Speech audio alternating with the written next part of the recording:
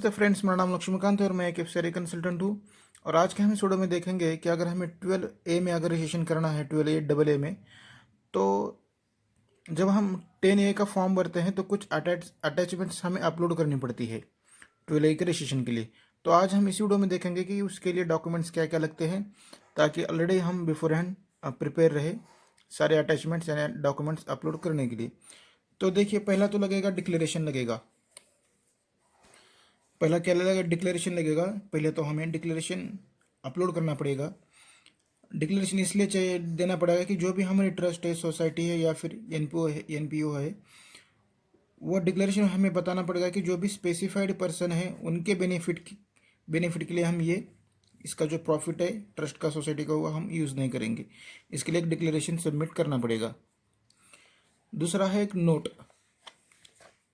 Note specifying the main area. जिस भी area में हम, जिस भी सोशल एक्टिविटी में हम काम करना चाहते हैं, चाहे फिर वो चैरिटेबल हो चाहे रिलीजियस हो, तो उसके ऊपर हमारा प्लान क्या है, आने आने वाले 2 सालों में हम क्या करने वाले हैं, कौन सी चैरिटेबल एक्टिविटीज़ करने वाले हैं, उसका एक नोट, एक कमेंट्स हमें तैयार करके डिपार्टमेंट को देना पड़ता है। उसके बाद एक एनओसी, नो ऑब्जेक्शन सर्टिफिकेट भी हमें अटैच करना पड़ता है, क्योंकि जिस भी जगह पे हमारी एनजीओ का ट्रस्ट रजिस्टर्ड ऑफिस सिचुएटेड है, वहाँ का ओनरशिप प्रूफ हमें अपलोड करना पड़ेगा। अगर रेंटेड है तो उसकी एनओसी लगेगी और उस ओनर का ओनरशिप प्रूफ भी हमें अपलोड करना पड़ता है। उसके साथ ही एक हमें सर्टिफाइड कॉपी लगती है एनुअल अकाउंट्स की, यानी पिछले 3 सालों की जो भी हमने अकाउंटिंग की है, जो भी हमारे ऑडिट रिपोर्ट्स हैं, उसके पिछले 3 सालों की कॉपी लगती है। ओके, उसे हम क्या बोलते हैं? एनुअल अकाउंट्स बोलते हैं। पिछले 3 सालों के या फिर स्टार्टिंग से, अगर 3 साल कंप्लीट नहीं हुए तो जो भी 1-2 साल के हैं उसकी कॉपी अटैच करनी पड़ेगी। बाद में क्या लगेगा? ट्रस्ट डीड लगेगा। अगर ट्रस्ट है तो ट्रस्ट डीड लगेगा, अगर सोसाइटी है तो मेमोरेंडम ऑफ एसोसिएशन लगेगा, इसकी कॉपी। लेकिन ये कॉपी कैसी चाहिए? सर्टिफाइड कॉपी चाहिए। Okay, please attach the copy of the proof of identity, proof of the main trustee, यानी केवाईसी डॉक्यूमेंट्स अटैच करने पड़ेंगे। किसके? जो मेन ट्रस्टी हैं, प्रेसिडेंट और सेक्रेटरी, इन लोगों के क्या करने पड़ेंगे? आपको प्रूफ ऑफ आइडेंटिटी आपको अपलोड करनी पड़ेगी। अगला डॉक्यूमेंट है please attach note on activities conducted since Inception, यानी पिछले 3 सालों में आपने क्या क्या काम किया है उसकी एक एक्टिविटीज आपको अपलोड करनी पड़ेगी, जिसे हम एनुअल रिपोर्ट के नाम से भी जानते हैं। इसके नाम से एनुअल रिपोर्ट, कुछ लोग उसे एक्टिविटी रिपोर्ट के नाम से भी जानते हैं। ये आपको क्या करना पड़ेगा? पिछले 3 सालों के अपलोड करने पड़ेंगे। अगर 3 साल नहीं कंप्लीट हुए हैं तो 1 साल 2 साल जितने भी है उतने सालों की एनुअल रिपोर्ट अटैच करना पड़ेगा आपको। उसके बाद है please attach details of donations made since inceptions during last 3 years, यानी पिछले 3 सालों में आपको जो भी डोनेशन रिसीव किया है आपने, उसके डिटेल्स लगेंगे आपको। Okay, please attach details of donation received. आपको अभी यहाँ पे डोनेशन की डिटेल्स देने की, आपको डोनेशन कितना मिला, उसमें कॉर्पस कितना था और बाकी ऑर्डर कितना था। ओके, और उसके बाद भी उसके अंदर एक लिस्ट देनी है, डोनर की लिस्ट, कि आपको डोनेशन किसने दिया, कब दिया, डेट के साथ, उसका नाम, उसका complete postal address with pin code चाहिए, अमाउंट चाहिए, मोड ऑफ रिसिप्ट चाहिए। मोड ऑफ रिसिप्ट यानी कैश में दे दिया या फिर चेक में दे दिया।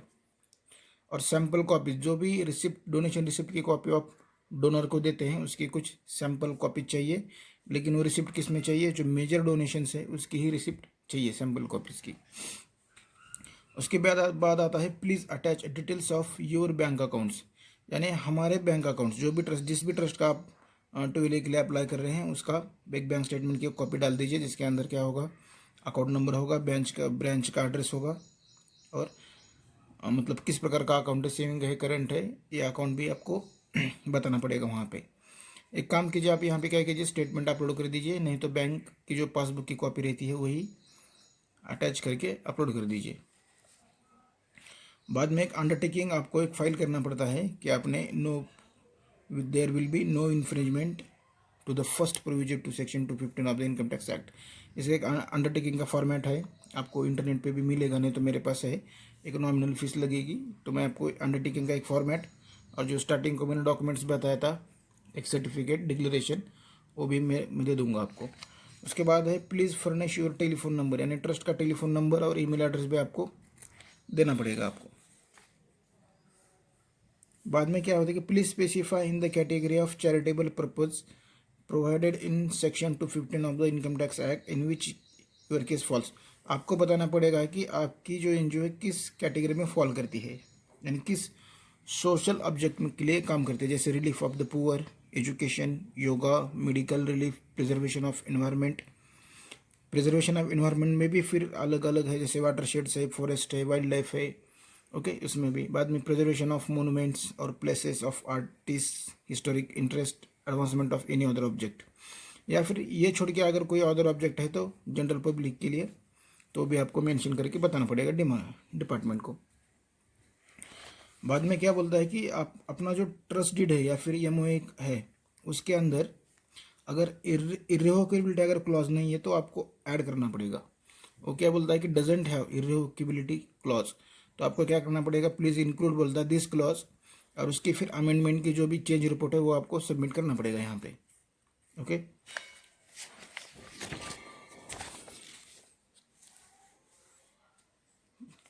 उसके बाद है trust deed oblique memorandum of association doesn't have clause that beneficiaries are such are section of public and not the specific in. अगर ये क्लॉज नहीं है कि हमारा जो बेनिफिशियरीज है कौन है वो पब्लिक है, अगर ये क्लॉज नहीं है तो आपको हमें क्या करना पड़ेगा, वो क्लॉज ऐड करना पड़ेगा। वो बोल रहा है कि please include this clause in your trust deed और MOA and file a certified copy of the amended trust deed memorandum of association. पहले हमें चेक करना पड़ेगा कि हमारे ट्रस्ट डीड में या फिर एमओए में ये क्लॉज है कि नहीं। कौन सा क्लॉज, कि हमारे जो बेनिफिशियरीज होंगे वो कौन होंगे, लार्ज पब्लिक यानी पब्लिक होगी, या फिर हमारे कोई स्पेसिफाइड इंडिविजुअल्स नहीं होंगे, ओके। अगर क्लॉज है पब्लिक का तो ठीक है, अगर नहीं है तो ये क्लॉज ऐड करके बाद में फिर अमेंडेड कॉपी क्या करना है, हमें अटैच करके अपलोड करनी है। बाद में है your trust deed memorandum of association doesn't have any clause providing that in the event of dissolution of the trust society non-profit company the funds assets of the trust society non-profit company will be transferred only to some other trust only some company having similar objective please include this clause। इसका कहना यह है कि जब भी हमारी trust या फिर एमओए अपना sorry trust society NOA non profit company अगर कभी भी डिसोल्यूशन हो जाता है इनका, तो इनकी जो प्रॉपर्टी है वो किसी अदर ट्रस्ट को दे दी जाएगी। ये क्लॉज हमें इसके अंदर इंक्लूड करना पड़ेगा ट्रस्ट डीड में या फिर एमओए में, अगर नहीं है तो ओके। और इसकी सर्टिफाइड कॉपी अमेंडेड की अटैच करनी पड़ेगी हमें। उसके बाद है your trust deed memorandum of association doesn't have any clause doesn't have provided that the funds property of the trust will be used only for the objectives of the trust society non-profit company please include।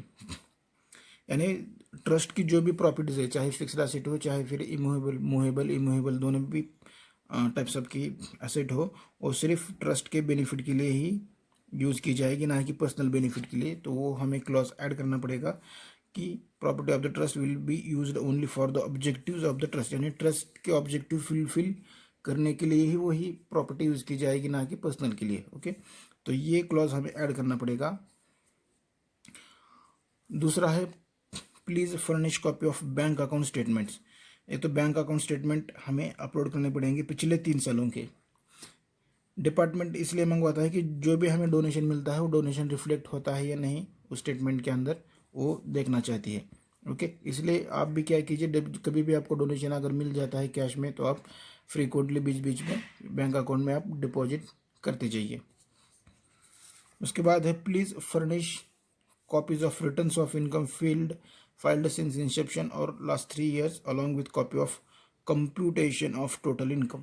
अगर आपने भरा है पिछले 3 सालों के तो पिछले 3 सालों की रिटर्न कॉपी लगेगी, एटर भी रिटर्न की कॉपी, रिटर्न के फॉर्म्स और कंप्यूटेशन, ओके।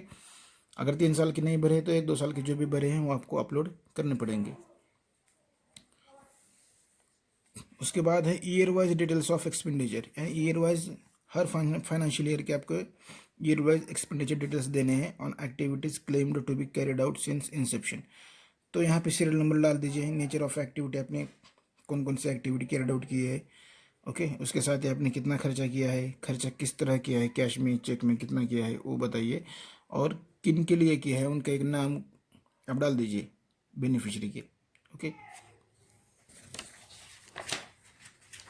इस तरह से हमारे ये डॉक्यूमेंट्स की लिस्ट खत्म हो गई है। अगर ये आपको PDF फाइल चाहिए तो आप मुझे बोल सकते हैं, मैं आपको मेल या फिर व्हाट्सअप कर देता हूँ। Okay, thank you.